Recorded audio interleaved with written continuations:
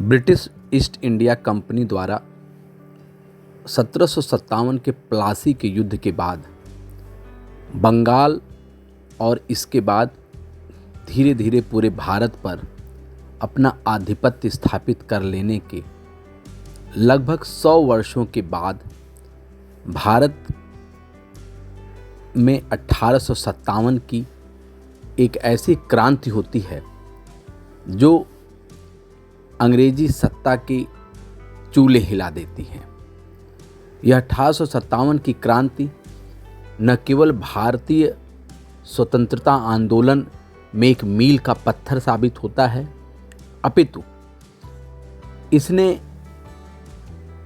प्रथम स्वतंत्रता संग्राम के रूप में भारतीय स्वतंत्रता आंदोलन में एक बहुत बड़ा स्थान बनाया। परंतु यहाँ यह विचारणीय है कि 1857 की क्रांति अचानक से उपजी हुई परिस्थितियों का परिणाम नहीं था।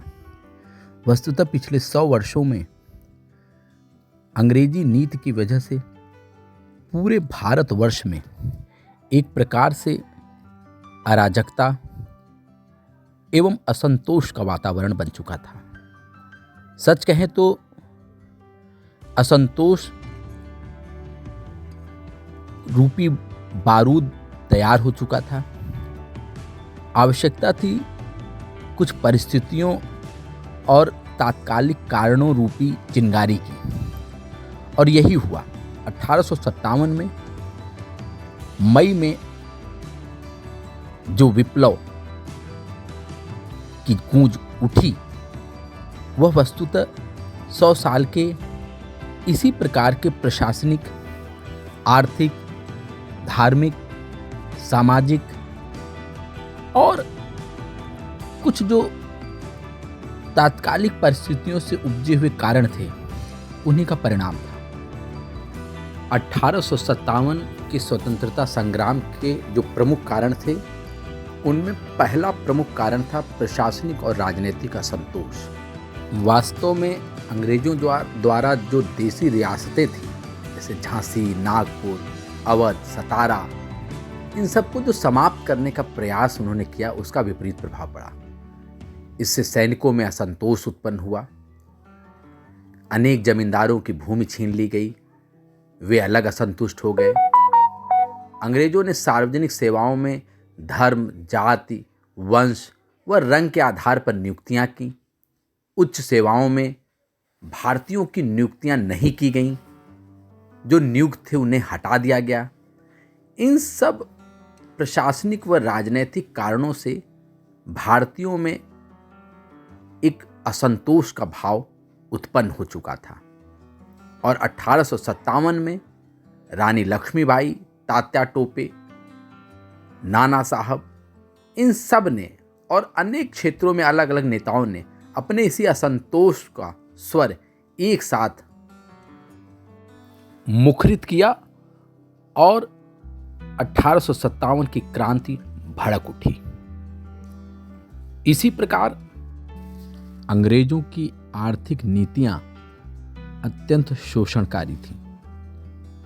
उसके कारण भारतीयों में असंतोष की भावना उत्पन्न हो गई। भारत में निर्मित सामान को इंग्लैंड भेजने पर अत्यधिक कर था, वहीं इसके उलट इंग्लैंड से आने वाले सामान पर कर नाम मात्र का होता था। अंग्रेजों की आर्थिक शोषण की नीतियां ही थीं जिसके कारण भारत में लघु उद्योग, कुटीर उद्योग का पतन हुआ। भारत में उद्योग धंधों के पतन के कारण कृषकों की स्थिति खराब हुई, मजदूरों की संख्या बढ़ने लगी और इन सब के परिणाम स्वरूप भारत की आर्थिक स्थिति पर नकारात्मक प्रभाव पड़ा। यह कारण था जिसकी वजह से भारत में आर्थिक रूप से एक विपन्नता की स्थिति उत्पन्न होने लगी। जहां तक 1857 की क्रांति के सामाजिक कारणों का प्रश्न है तो इसके पीछे भी अंग्रेजों का जो भारतीयों के साथ असम्मानजनक व्यवहार था वह एक बहुत प्रमुख कारण था। वे भारतीयों को जहां घृणा की दृष्टि से देखते थे, वहीं सामाजिक दृष्टि से अंग्रेज स्वयं को उच्च नस्ल का मानते थे। भारतीयों को रेल या अन्य किसी भी स्थान पर समानता की दृष्टि से व्यवहार नहीं किया जाता था। नौकरियों में, सेवाओं में तो विभेद था ही। भारतीय समाज के उच्च समाज के लोग भी अंग्रेजों के साथ समानतापूर्ण व्यवहार नहीं प्राप्त करते थे। उन्हें भी समारोह में कहीं न कहीं विभेद का शिकार होना पड़ता था। इन सब कारणों से भारतीय सामाजिक रूप से स्वयं को अपमानित महसूस करते थे और इसका प्रकटन भी, इसके कारण भी कहीं न कहीं भारतीयों में एक असंतोष और रोष का भाव भर गया।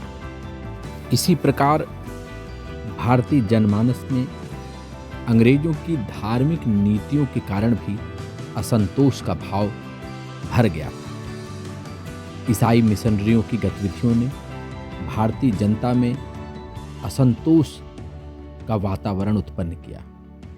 ये ईसाई मिशनरी ईसाई धर्म ग्रहण करने वालों को सरकारी नौकरियों में जहां छूट देते थे, वहीं उन्हें अन्य प्रकार की सुविधाएं भी देते थे।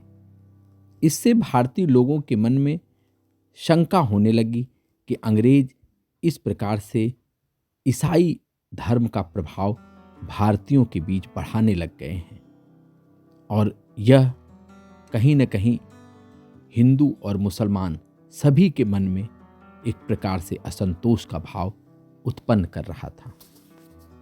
इसी प्रकार जब हम 1857 की क्रांति के सैनिक कारणों की चर्चा करते हैं तो हम पाते हैं कि अंग्रेज भारतीय सैनिकों को भी हे दृष्टि से देखते थे और उनके लिए अपमानजनक शब्दों का संबोधन करते थे।